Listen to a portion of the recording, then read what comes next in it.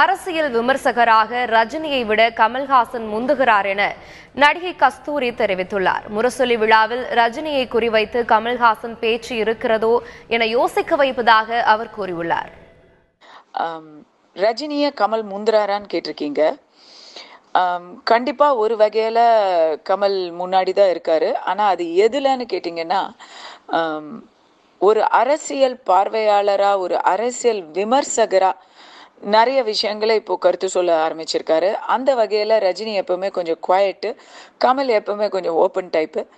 அந்த விஷயத்துல கமல் இப்போ நிறைய ஆக்டிவா இருக்காரு அப்படின்னு ஒத்துக்க தான் வேணும்.